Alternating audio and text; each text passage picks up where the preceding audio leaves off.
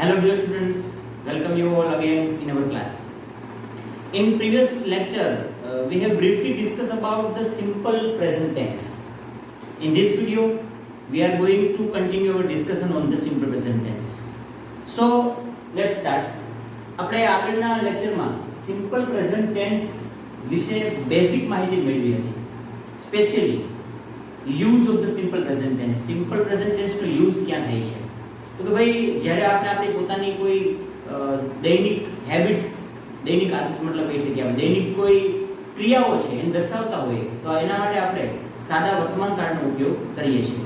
આ સિવાય રોજિંદી ક્રિયાઓને દર્શાવવા માટે, અવારનવાર બનતી ઘટનાઓને દર્શાવવા માટે, એ ઉપરાંત વૈજ્ઞાનિક સત્ય છે, ખગોળીય સત્ય છે, કોઈ ગાણિતિક સિદ્ધાંત છે, તો આ બધાને કે પછી કહેવત હોય તેને દર્શાવવા માટે પણ આપણે સિમ્પલ પ્રેઝન્ટ ટેન્સનો યુઝ કરી શકીએ. બીજી વસ્તુ આપણે ચર્ચા કરી તે પ્રમાણે ઇન્ડિકેટર્સ ઓફ ધ ટેન્સ, એટલે કે સિમ્પલ પ્રેઝન્ટ ટેન્સની અંદર કેવા કેવા પ્રકારના ઇન્ડિકેટર્સ વાપરી શકીએ આપણે, કેવા પ્રકારના શબ્દો વપરાય છે કે જે સ્પેશિયલી સિમ્પલ પ્રેઝન્ટ ટેન્સને હાઇલાઇટ કરે. મેં બોર્ડ પર લખેલા હતા, ગયા વિડિયોની અંદર તમને બતાવેલા હતા, છતાં પણ ઓરલી આપણે ફરી રિપીટ કરી લઈએ તેને. Every day, daily, usually, occasionally, sometimes, always, every month, every year, આવા કોઈ પણ શબ્દો હોય, આ દરેક શબ્દો એ સાદા વર્તમાન કાળને સૂચવે છે. માટે કોઈ પણ વાક્યમાં તમે આવા કોઈ શબ્દોને જુઓ તો તમે ઓળખી શકો કે આ સાદા વર્તમાન કાળનું વાક્ય છે. હવે આપણે સાદા વર્તમાન કાળનું ડિસ્કશન કરીએ એના સ્ટ્રક્ચર સાથે. ધેટ મીન્સ આપણે તેની વાક્યરચના સમજીએ. એની 4 પ્રકારની વાક્યરચના સમજશું આપણે. પહેલો છે હકાર, ત્યારબાદ નકાર એટલે કે નેગેટિવ, ધેન ઇન્ટ્રોગેટિવ એટલે કે પ્રશ્નાર્થ, અને ઇન્ટ્રોગેટિવની અંદર પણ નેગેટિવ ઇન્ટ્રોગેટિવ એટલે કે નકાર પ્રશ્નાર્થ રચના. આવી રીતે કુલ 4 પ્રકારની રચનાને આપણે શીખીશું. કેની અંદર? સિમ્પલ પ્રેઝન્ટ ટેન્સની અંદર. ચાલો શરૂ કરીએ. First of all,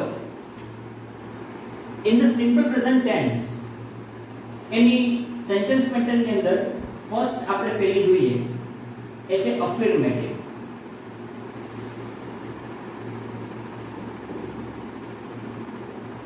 હવે કોને કહી શકાય affirmative? મતલબ કે જેને હકાર કહી શકીએ આપણે એવી રચના. તો રચના કેવી બનશે એની? સૌપ્રથમ તેમાં વપરાશે સબ્જેક્ટ. હું ટૂંકમાં લખું છું. સબ મતલબ કે સબ્જેક્ટ એટલે કે કર્તા. ત્યારબાદ એની અંદર ઉપયોગમાં લેવામાં આવશે બેઝ વર્બ અથવા બેઝ વર્બની સાથે એસ અથવા ઈએસ પ્રત્યય ઉમેરાઈ શકે. એટલે કે યા તો એની અંદર બેઝ વર્બ એના સિમ્પલ રૂપમાં આવે, અધરવાઇઝ બેઝ વર્બની સાથે એસ અથવા ઈએસ પ્રત્યય લાગેલો હોય તેવું બેઝ વર્બ આવી શકે. તેના પછી ધેન ઓબ્જેક્ટ. ઓબ્જેક્ટ નું ટૂંકમાં લખો. ઓબ્જેક્ટ મતલબ કે કર્મ. અને ત્યારબાદ અધર વર્બ્સ. એક્ઝામ્પલ લખીએ આપણે.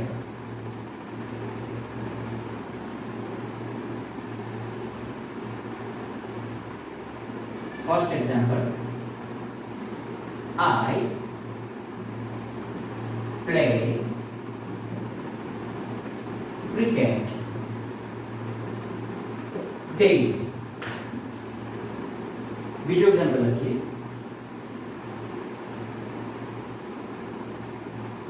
He plays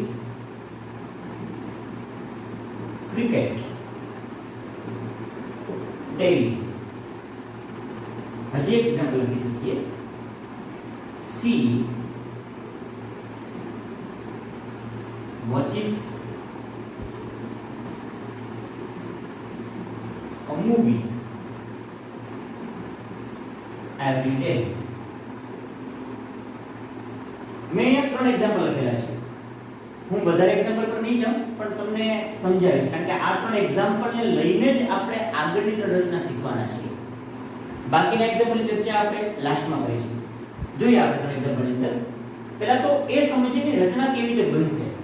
first of all કોઈ પણ ટેન્સ છે તો કોઈ પણ ટેન્સની અંદર જ્યારે એની એફર્મેટિવ ધેટ મીન્સ કે એની હકાર રચના આપણે સમજતા હોઈએ ત્યારે આને ગુજરાતીમાં કહી શકાય હકાર રચના. એટલે કે સિમ્પલ પ્રેઝન્ટ ટેન્સની હકાર વાક્ય રચના કેવી બને. સૌપ્રથમ એમાં વપરાશે સબ્જેક્ટ. હવે આ એક વખત હું લખું છું ગુજરાતીની અંદર, તમે દર વખતે હવે આ વસ્તુ યાદ રાખજો. સબ્જેક્ટ મતલબ કે કર્તા. ત્યારબાદ વપરાતું હોય ક્રિયાપદ. પણ અહીંયા ક્રિયાપદનું રૂપ કેવું આવશે? મેં તમને પહેલા સમજાવેલું હતું કે ઇંગ્લિશ લેંગ્વેજનું સ્ટ્રક્ચર છે કે પહેલા સબ્જેક્ટ આવે, વર્બ આવે, ધેન ઓબ્જેક્ટ અને પછી ઓબ્જેક્ટ આવે. આપણા પહેલા વિડિયોમાં બેઝિક ગ્રામરના પહેલા વિડિયોમાં આની ચર્ચા આપણે કરેલી છે. તો એનું સ્ટ્રક્ચર બેઝિક એ છે કે પહેલા સબ્જેક્ટ, પછી વર્બ અને પછી ઓબ્જેક્ટ. એ સિમ્પલ છે. પણ વર્બની અંદર પણ કેવું વર્બ વાપરવું? વર્બના આપણે ચાર રૂપ જોઈએ. મેં સમજાવેલા આગળના પાઠમાં કે ભાઈ બેઝ વર્બ હોઈ શકે, પાસ્ટ ફોર્મ હોઈ શકે, પાસ્ટ પાર્ટિસિપલ હોઈ શકે અને પ્રેઝન્ટ પાર્ટિસિપલ હોઈ શકે. જો તમને વર્બના વિવિધ ફોર્મની ખબર ના હોય તો તમે હજી પણ આગળનો વિડિયો જોઈ લેજો. તમને બેઝિક વર્બ વિશે ખ્યાલ આવશે કે વર્બ કેટલા પ્રકારના હોઈ શકે. એટલે અહીંયા એનું બેઝ ફોર્મ વપરાશે, બેઝ વર્બ વપરાશે. એટલે કે ગુજરાતીમાં જેને કહી શકાય મૂળ ક્રિયાપદ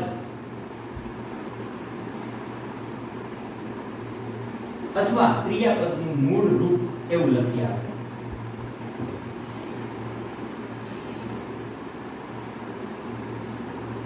ત્યારબાદ ઓબ્જેક્ટ અને ત્યારબાદ અધર વર્ડ્સ. વાક્ય જોઈએ. એ સિવાય અહીંયા લખેલું છે બેઝ વર્બ, એની સાથે આ બેઝ વર્બની સાથે પાછળ s અથવા તો es એવો સફિક્સ જોડાયેલો હોય. હવે સફિક્સ કોને કહેવાય? સફિક્સ મતલબ કે ગુજરાતીમાં જેને કહેવાય છે અંતઃપ્રત્યય. ઇંગ્લિશમાં પ્રેફિક્સ એન્ડ સફિક્સ કહેવાય. પ્રેફિક્સ મતલબ કે જે આગળ પ્રત્યય ઉમેરાય તેને કહેવાય પ્રેફિક્સ. અને ઇંગ્લિશમાં ગુજરાતીમાં આપણે જેને કહીએ છીએ પૂર્વ પ્રત્યય, ઇંગ્લિશમાં એને કહેવાય પ્રેફિક્સ. ગુજરાતીમાં જેને આપણે અંતઃપ્રત્યય કહીએ છીએ અથવા તો ઉત્તર પ્રત્યય કહી શકીએ એ એટલે ઇંગ્લિશની અંદર જેને કહેવાય સફિક્સ. ઓકે, તો અહીંયા s અથવા es એવા પ્રત્યય પાછળ જોડાયેલું હોય તેવું બેઝ વર્બ વપરાય. અથવા શું વાપરી શકાય? બેઝ વર્બનું એકલું મૂળ રૂપ. હું સમજાવીશ તમને કે ક્યારે આ વાપરવાના છે. ચલો એક્ઝામ્પલ જોઈએ.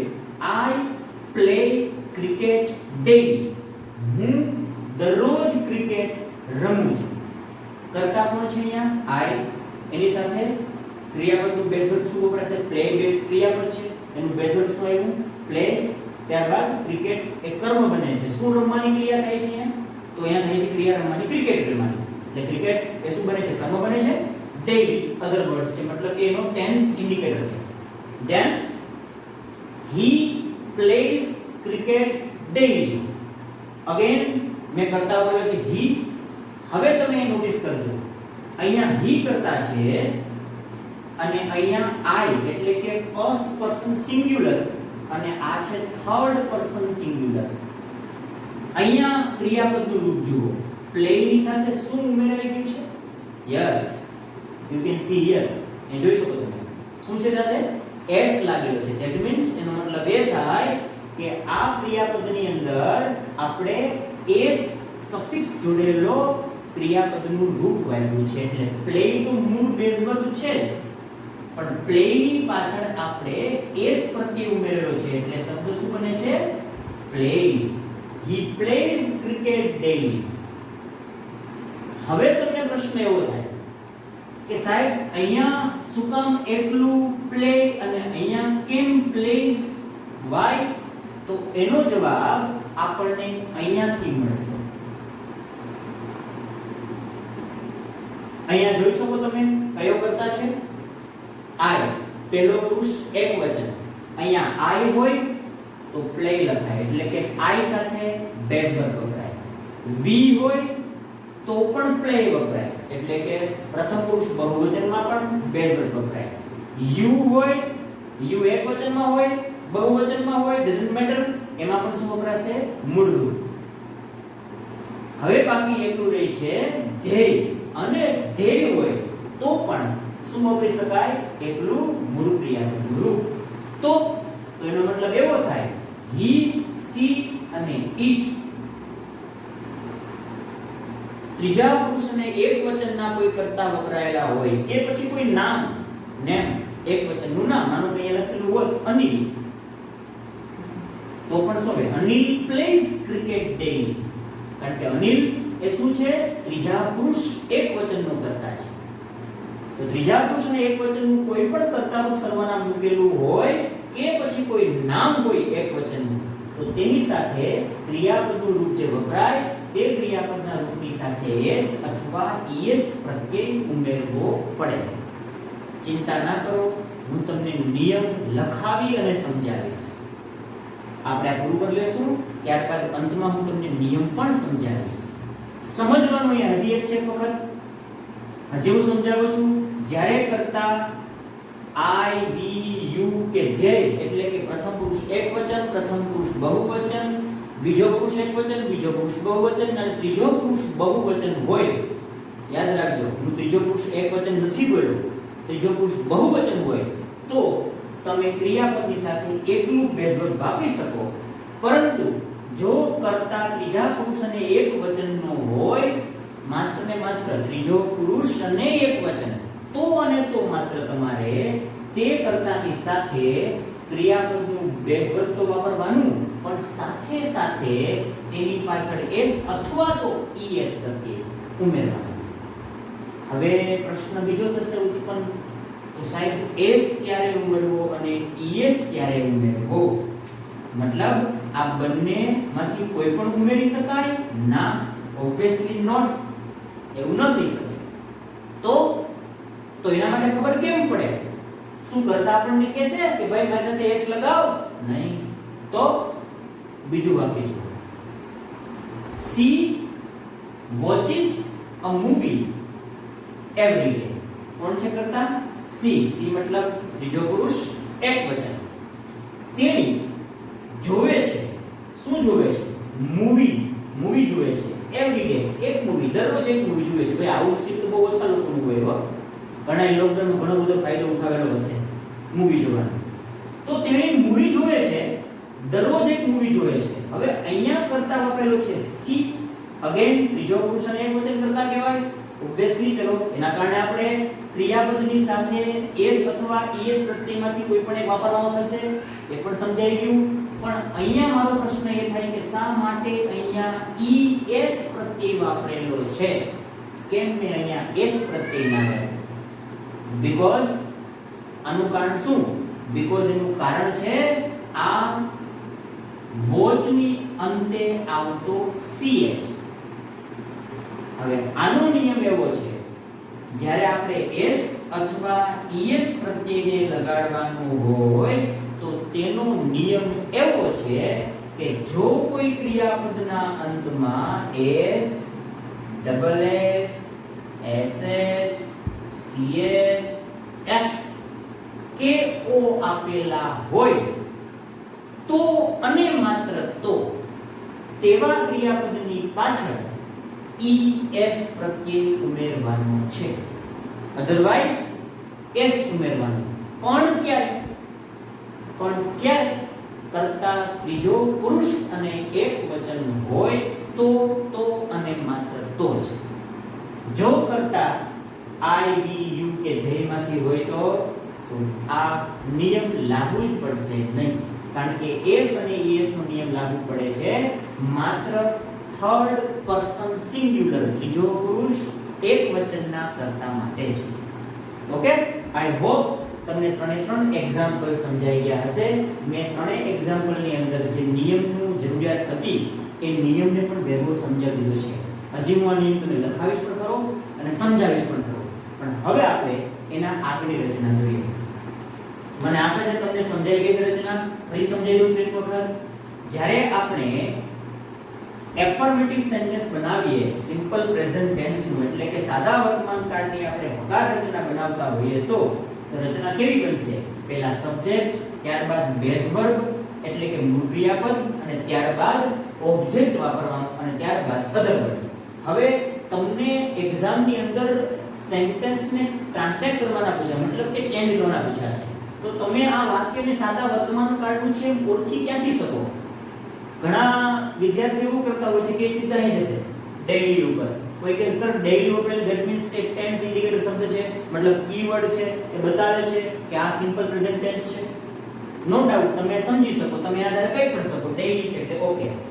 બટ માની લો કદાચ કે આ સેન્ટેન્સની અંદરથી હું ડેઈલી વર્ડને ઇરેઝ કરી નાખું, કાઢી નાખું. ચલો હવે આ વાક્ય આટલું આવું છે, આઈ પ્લે ક્રિકેટ. તો હવે તમે કેવી રીતે ઓળખી શકશો કે આ સાદા વર્તમાન કાળનું જ વાક્ય છે? કેવી રીતે? ઘણા વિદ્યાર્થીઓ જવાબ આપી દીધો હશે પોતાની રીતે જ, મનમાં.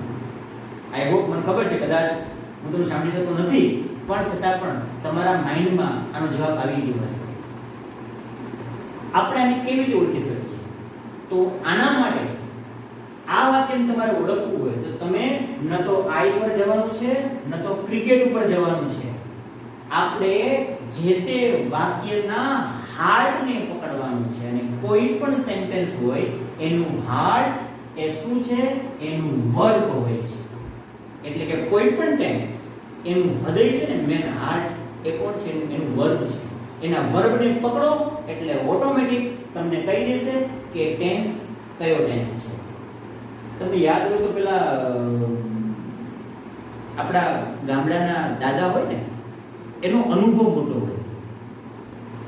એમાં એ માણસના ચહેરા, એના હાવભાવ અને એના વર્તન પરથી ઓળખી લે કે આ માણસનું ચરિત્ર કેવું છે. એના માટે એને ભેગું રહેવાની જરૂર ન પડે, એનો અનુભવ, એક્સપિરિયન્સ મોટો હોય છે. યુ નો, ઘણા હાર્ડવેર હોય છે. આપણે ડોક્ટર પાસે ગયા, ડોક્ટર પાસે જઈને આપણે કહીએ ડોક્ટરને કે સર મને આવા સિમ્પટમ્સ છે, આવું થાય છે. ડોક્ટર તમારા સિમ્પટમ્સને ઓળખે અને સિમ્પટમ્સ તમને કહી દે કે તમને આ બીમારી હોવી જોઈએ, ચેકઅપ ના કરે. કહેવાનો મતલબ આ ડોક્ટર ક્યારે આવું ક્યારે કરી શકે? જ્યારે એનું એક્સપિરિયન્સ આવે ત્યારે. એમ આપણે પણ કોઈ વાક્યને કે ગ્રામરના કોઈ સેન્ટેન્સને ઓળખતા ક્યારે શીખીએ? તો કે જ્યારે આપણે એનો એક્સપિરિયન્સ લઈએ.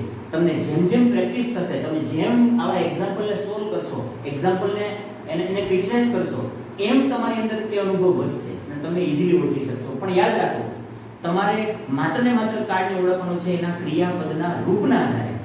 જો તમે એના અધર વર્ડ્સના આધારે ઓળખવા જશો, ક્યારેક એવું બનશે કે અધર વર્ડ્સ મતલબ કે કીવર્ડ તમને આપેલા ના હોય, ત્યારે તમે મૂંઝાઈ જશો. માટે હંમેશા હેબિટ પાડો, સેન્ટેન્સને ક્યાંથી ઓળખવાનું? એના ક્રિયાપદના રૂપના આધારે. તો અહીંયા પ્લે ક્રિયાપદ છે. પ્લે ક્રિયાપદ કેવું છે? બેઝ વર્બ કહેવાય. તો કોઈ ક્રિયાની અંદર, કોઈ વાક્યમાં કર્તાની સાથે બેઝ વર્બ વપરાયેલું હોય એનો મતલબ એ સાબિત થાય કે એ સિમ્પલ પ્રેઝન્ટ ટેન્સ છે. ઓકે, અહીંયા આપણે આ અફર્મેટિવ સેન્ટેન્સને પૂરા કરીએ. ત્યારબાદ હવે આપણે જોઈએ છીએ નેગેટિવ સેન્ટેન્સ.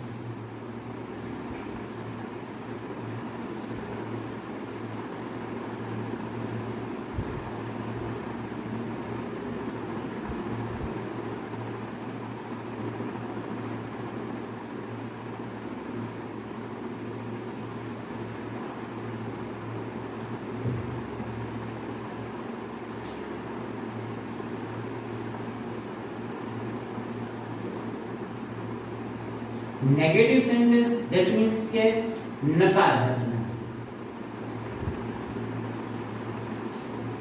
નકાર રચનાની વાત રચના કેવી બનશે? એના માટે વધારે ફેરફાર કરવાની જરૂર નથી. માત્ર ને માત્ર એક જ ફેરફાર થશે. તમે સિમ્પલ પ્રેઝન્ટ ટેન્સ નું જો નકાર રચના બનાવતા હો તો you must have to use do and does. હું ઉમેરું છું do અને does. આ do does ની સાથે વપરાશે not અને ત્યારબાદ ક્રિયાપદનું રૂપ આવશે અને એ કેવું હશે? એ હશે ડેશ વર્બ.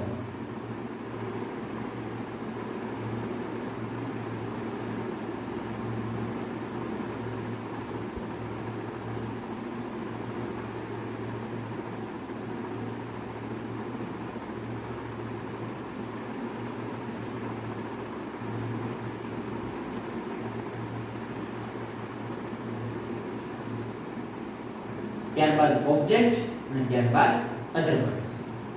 ફરી સમજાવું છું.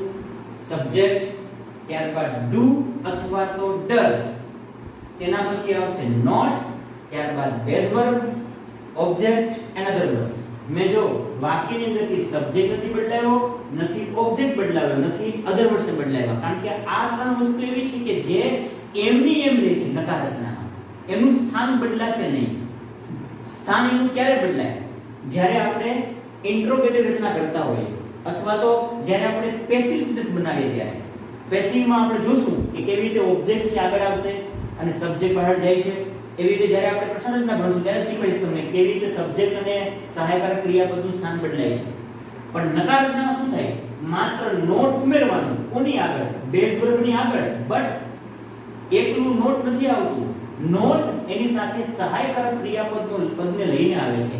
હવે સહાયકારક ક્રિયાપદ કયા કયા છે સિમ્પલ પ્રેઝન્ટ ટેન્સમાં? મેં તમને બેઝિક ગ્રામરના વિડિયો નંબર 6 છઠ્ઠા પાઠમાં સમજાવ્યું હતું કે ભાઈ કેવી રીતે આપણે ડુ ડઝ ના રૂપ, ટુ બી ના રૂપ અને સાથે ટુ હેવ ના રૂપ ભણેલા હતા. અને એમાં સમજાવેલું હતું સાદા વર્તમાન કાળની અંદર એના હેલ્પિંગ વર્બ બે છે, એ છે ડુ અને ડઝ. એટલે કે અહીંયા ડુ અથવા તો ડઝ બેમાંથી કોઈ એક આવશે. ત્યારબાદ not, base verb, other verbs અને ઓબ્જેક્ટ અને અધર વર્બ્સ. એક્ઝામ્પલ જોઈએ આપણે. આપણો આપણું એક્ઝામ્પલ એડ લેશું આપણે. આઈ. હવે આઈ સાથે શું વપરાય? ડુ વપરાશે કે ડઝ વપરાશે? ઓબ્વિયસલી તમને યાદ જ હશે do. I do not play cricket daily. I સાથે do વપરાય એટલે આપણે do વાપરેલું છે, નોટ મૂકેલું છે, ક્રિયાપદનું રૂપ મૂકેલું છે. હવે એક વાત યાદ રાખવાની, જ્યારે તમે નકાર રચના બનાવશો તો નકાર રચનાની અંદર નોટ વપરાશે, પણ નોટ ક્યારેય એકલું નહીં આવે. નોટ એની સાથે હંમેશા સહાયકારક ક્રિયાપદ મતલબ કે હેલ્પિંગ વર્બને સાથે લઈને જ આવતું હોય છે. એનું બીજું વાક્ય જોઈએ. He does not play cricket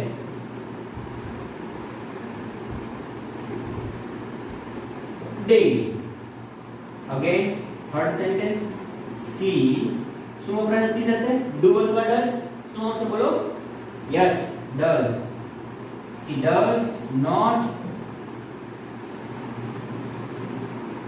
watch a movie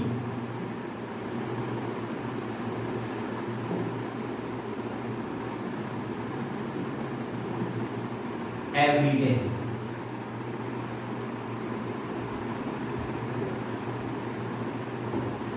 So હવે અહીંયા નોટિસ કરવા જેવી બાબત એ છે, જો ડુ છે અહીંયા તો સમજી ગયા આપણે કાવ્ય રચનામાં, હકાર રચનામાં તમે જો લખેલું છે ને તમારી પાસે, તમારે સાથે લખવાનું પણ છે. જે બોર્ડ ઉપર લખાવો તે તમારી નોંધ રાખવાની છે, જેથી તમને ખબર પડે કે તમે કેવા પ્રકારની રચના ભણો છો.